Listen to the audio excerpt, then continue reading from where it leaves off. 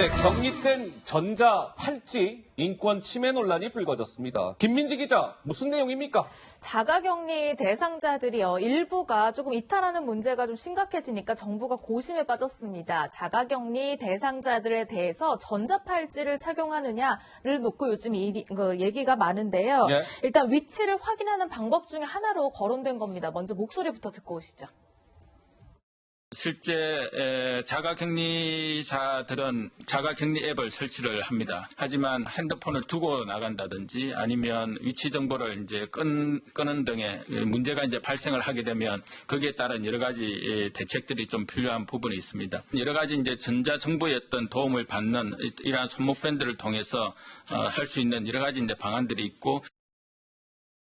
네, 손목 밴드라고 표현을 했는데요. 자가격리자들이 일단 이탈을 보이니까 네. 손목 밴드를 착용해서 좀 위치를 좀 확인하겠다. 이런 방법도 검토 중이라고 하는 내용입니다. 네, 자가격리 지침 위반 사례가 이제 잇따르자 정부가 전자 팔찌를 채우는 방안을 유력하게 검토하고 있다는 겁니다. 자가격리자가 4만 6천여 명인데요. 저들에게 전자 팔찌를 채우는 방안을 검토하고 있다는 것이죠. 성범죄자에게 채우는 전자 발찌와 비슷한 전자 팔찌를 반강제적으로 채운다는 것 자체가 무슨 소지가 크다? 인권 침해 소지가 큽니다라는 지적이 나옵니다. 우리 전지현 변호사는 어떻게 평가하세요? 인권 침해 소지가 큰 거는 맞죠. 왜냐하면 너무 이렇게 사생활 보호의 측면에서 제한하는 측면이 크기 때문에 다만 이렇게 누군가의 인권을 제한을 할 때는 이게 공공의 안전과 형량을 내야 되거든요. 네. 형량이라는 거는 저울대 위에 올려놓고 더 중한 쪽에 어딘가를 본 다음에 만약에 공공의 안전이 더 중하다고 생각한다면 인권 제한을 용인을 한다는 건데 그런데 지금 여기서 지금 자가격리 위반자가 속출을 하고 있고요. 그다음에 확진자 수가 계속 줄어들지 않고 있는 측면이 있기 때문에 네. 만약 전자팔찌를 채우는 법을 만들어서 이거를 가지고 위헌이냐 위법이냐 재판으로 가져간다고 하더라도 법원이 이게 위법하다 이렇게 판단을 내리기는 쉽지 않다고 봅니다. 예, 우리 김상희 평론가. 네, 저도 좀 약간 동의를 하는데요. 네. 더더군다나 이제 그 논란까지도 없애기 위해서 정부에서는 동의를 전제로 손목밴드를 채우겠다 이렇게 지금 이야기를 하고 있는 것이고요. 예. 그리고 법률 근거도 제가 감염병 예방법을 꼼꼼히 읽어봤거든요. 예, 읽어보시니까. 그럼 거기에 보면 예. 감시 대상자라는 게 있어요. 감시 대상자는 접촉자나 접촉 의심이 있는 사람을 감시 대상자로 할 수가 있거든요. 아하. 그리고 지금 자가격리 시키는 게 권고가 아니라 사실상 명령이잖아요. 예. 그러면 자가격리 해라 못 나오게 이동을 막은 것 자체가 어차피 이게 인권 침해 요소가 굉장히 이미 있는 거예요. 이미 있는 것이다. 이미 있는데 왜 네. 하고 있느냐? 지금 코로나19는요, 다른 질병하고 달라서 증상을 판단할 수가 없어요. 무증상 감염이라는 게 있단 말이에요. 예. 그렇기 때문에 좀 더 과감하고 과도할 정도의 대응을 안 할 수가 없는 상황이에요, 지금. 어허. 그렇기 때문에 법률 근거도 제가 볼 때는 그 정도면 나중에 예. 법원에 가서 우리가 감시 대상자를 그 해외에서 입국하는 사람으로 한정했고, 예, 예. 그 다음에 증상 발현이 될 수 있는 기간으로 한정해서 하지 않았냐라고 주장할 때 이거를 인권 침해로만 이렇게 가져갈 수 있느냐, 과잉 대응으로만 볼 수 있느냐, 이거는 논란이 있을 것 같습니다. 논란이 있을 수 있다. 근데 이제 동의를 전제로 하기 때문에 그거마저도 이제는 없는 것이죠. 그러니까 저기 인권 침해 소지가 된다는 건 동의를 전제로 하지 않고 무조건 채우게 했을 때 저 그렇죠, 얘기를 그렇죠. 하는 것 같은데 예. 그렇게 보더라도 저게 위헌이다 위법이다 그렇게 판단하기는 쉽지 않을 그러니까요. 거란 얘기예요. 아하. 알겠습니다. 자, 어쨌든 정부가 유력하게 지금 검토를 하고 있다는 겁니다. 전자 팔찌를 자가격리자들에게 채우는 방안에 대해서. 글쎄요, 정부가 최종적으로 어떤 결론을 내릴지 한번 지켜봐야 될 것 같습니다. 어쨌든 좀 갑론을박이 이어지고 있는 상황이고요. 긴급 재난지원금 얘기 좀 해볼게요.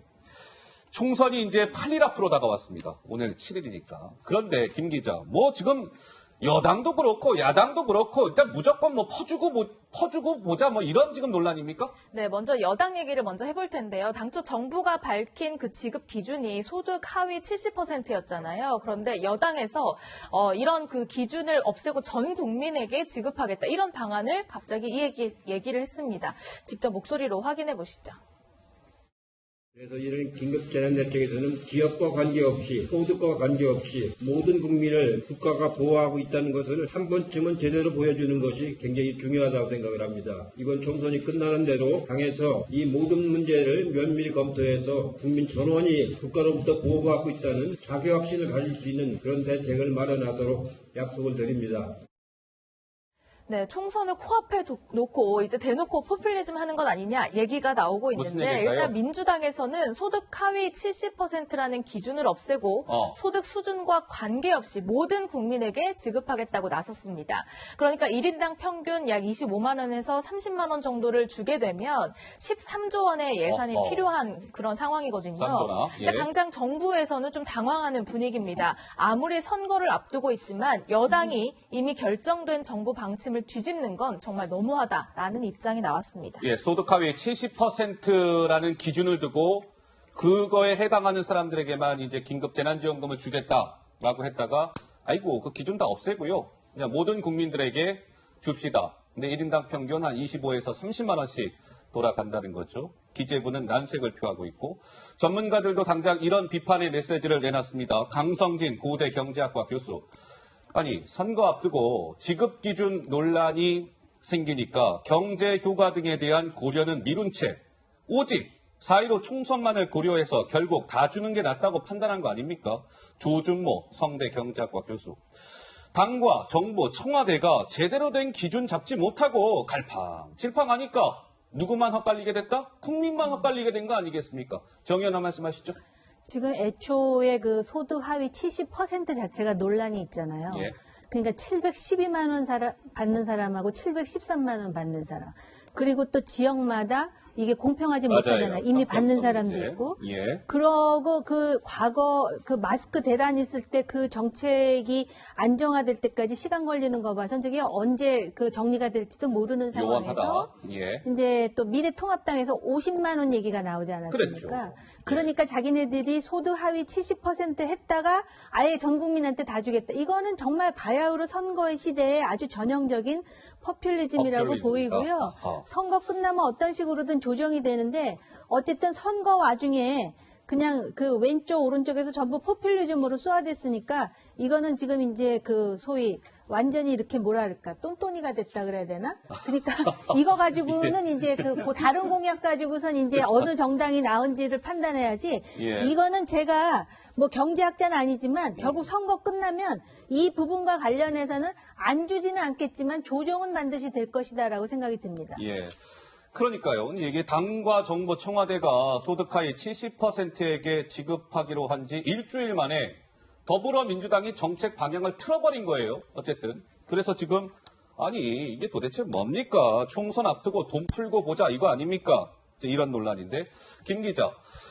제1야당의 돌변도 뭐 이런 지금 논란에 한 몫을 했다라는 지적이 나온다는데 왜 그런 걸까요? 당초 미래통합당은요, 정부가 이렇게 돈을 풀겠다고 했을 때 굉장히 맹비난한 바 있습니다. 황교안 대표는 지난달 25일만 해도 재난지원금은 총선을 겨냥한 매표 행위다라고까지 표현을 했습니다. 그랬다가. 하지만 그제 갑자기 이런 내용을 발표했죠. 모든 국민에게 50만 원씩 지급하자 5조 원의 예산이 든다. 뭐 이런 내용을 발표하면서 뭔가 태도가 돌변했다라는 지적을 피할 수 없게 됐습니다. 그러니까 이제 황교안 대표가 모든 국민에게 다 줍시다라고 말하자 여당이 기회는 이때다 한 걸까요? 어쨌든 민주당도 전 국민에게 다 줍시다 이렇게 나온 것이죠. 결국 증세로 이어질 겁니다. 이런 얘기가 나옵니다. 한번 보세요. 결국 국민 여러분들께서 세금을 더 많이 내셔야 될 겁니다. 그러면 국민이 부담을 떠안을 거예요. 정치권에 있는 분들은 저렇게 정책이라고 이런 거 저런 거 발표하는데 결국 탁은 국민 부담으로 돌아올 겁니다. 여야 모두 표 구걸 위한 신종 돈 풀기 선거에 매진하고 있습니다. 김상희 평론가 한 말씀 주시죠. 저 코멘트가 아주 정확한 거죠. 아주 정확합니까? 네, 아주 정확한 예. 게 왜냐하면 지금 이 돈을 써서 경제 활성화가 된다면 이렇게 하는 게 맞아요. 어떻게든 지금 경제를 구제해야 되거든요. 그런데 이게 이렇게 쓴다고 해서 실물 경제가 안 돌아가는데 이게 돈이 풀려가지고 경제 활성화가 되겠습니까? 하하. 불가능한 거거든요. 예. 그러면 경제의 지금 상태를 유지하고 버티게 해주는데 힘을 써야 돼요. 예. 예를 들어서 보세요.